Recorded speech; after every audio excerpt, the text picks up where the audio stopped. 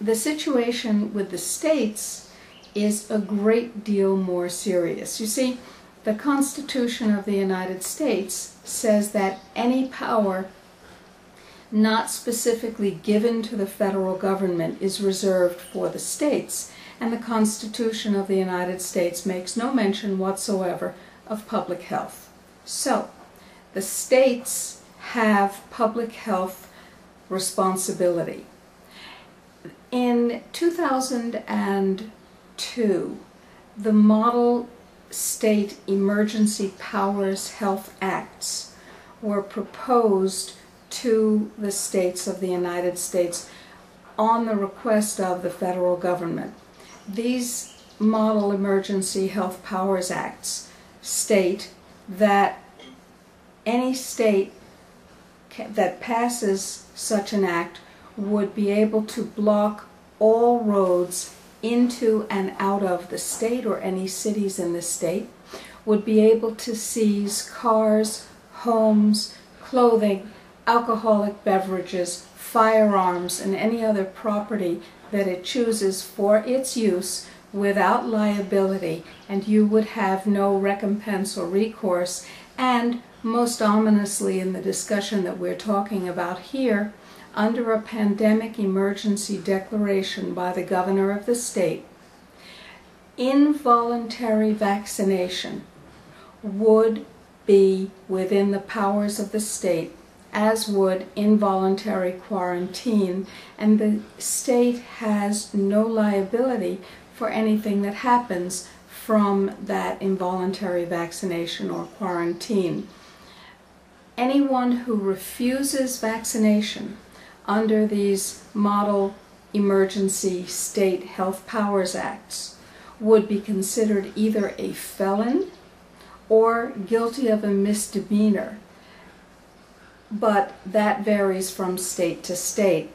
And in every state which has passed these acts would be subject to incarceration for the offense, either a felony or a misdemeanor, of refusing to accept the vaccination proffered.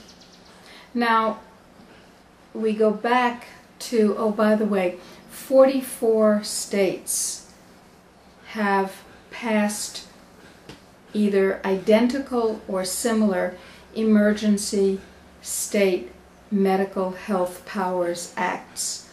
So virtually the entire country, and of course the District of Columbia, has statutes on the books that say either you take the vaccine that's proffered once the governor has said there's a medical pandemic emergency, or you are incarcerated. Now, what would lead the governor to say, yes, there is a medical emergency of a pandemic nature? Very simple. The declaration of that same pandemic emergency by the Secretary of Health and Human Services or by the President of the United States. Once that happens, the governor must, under these laws, declare a pandemic emergency to exist, and then you have no rights. So the duplicitous, the dishonest, the intentionally misleading statements made by Health and Human Services Secretary Sebelius and other highly placed government officials were designed to mislead you, I believe, were designed to get you to back off your pushback. Because you see, we believe at the Natural Solutions Foundation that the reason those statements were issued was because of us. Because you and we sent over 1.3 million emails demanding the right to self-quarantine as a third alternative to either being vaccinated against our will or being incarcerated, obviously against our will. Now remember, the new health care reform bill, which is looming in the Senate when the Senate comes back, includes funding for home intervention teams who would come and vaccinate you and your children involuntarily. We have to defeat that bill. And the best way to do that is to go to our 3 for Liberty campaign at the URL that you see at the bottom of your screen, and click on each of the action items once for every member of your family.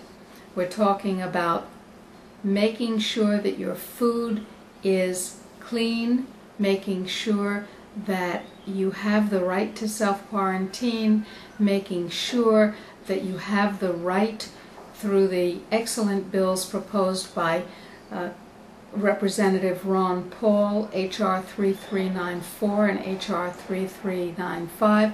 You have the right to know about and to continue to choose high-potency nutrients, and you need to go to the URL at the bottom of your screen also and make sure that you take the action stating to your representatives and your congresspeople that you will not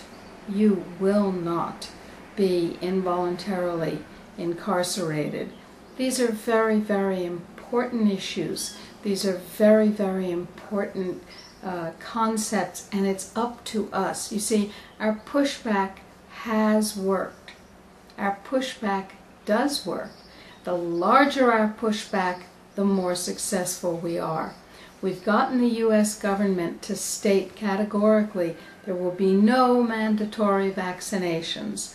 Now let's make it real by pushing them back and creating legislation at the federal level and at the state level that says if we don't want vaccination and if we don't want incarceration, we have the right to stay at home for the period of time that a pandemic emergency is declared and preserve our safety, preserve our liberty, preserve our bodies and our right to determine what happens to them. It's all about freedom. Health freedom is our first freedom. Thanks.